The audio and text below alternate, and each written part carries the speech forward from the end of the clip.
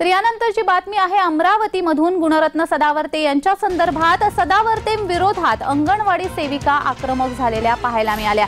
सदावर्ते यांच्याकडून अंगणवाडी सेविकांविरोधात याचिका दाखल करण्यात आली होती। कालपासून इथं साखळी उपोषण सुरू आहे।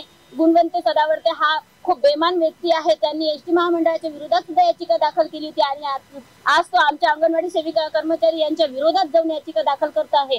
त्याचं या जगामध्ये कोणाही कर्मचाऱ्याच्या विरोधात याचिका दाखल करतो असा गुणवंत सदाफळेचा धिक्कार असतो आणि आम्ही अंगणवाडी सेविका त्यांना श्राप देतो। त्यांना एवढं तर तो व्यक्ती व्यवस्थित असेल त्यांनी आमच्या समोरून आमचा सामना करावा।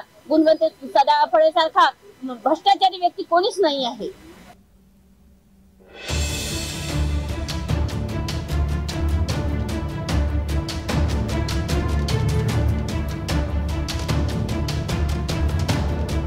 अंगणवाडी सेविका ह्या 4 डिसेंबर पासून आंदोलन करत आहेत। त्यांच्या मागण्यांच्या पूर्ततेसाठी ते आंदोलन करत आहेत। तर सदावर्ते यांच्या विरोधात अमरावतीमध्ये अंगणवाडी सेविका या आक्रमक झालेल्या पाहायला मिळाल्या।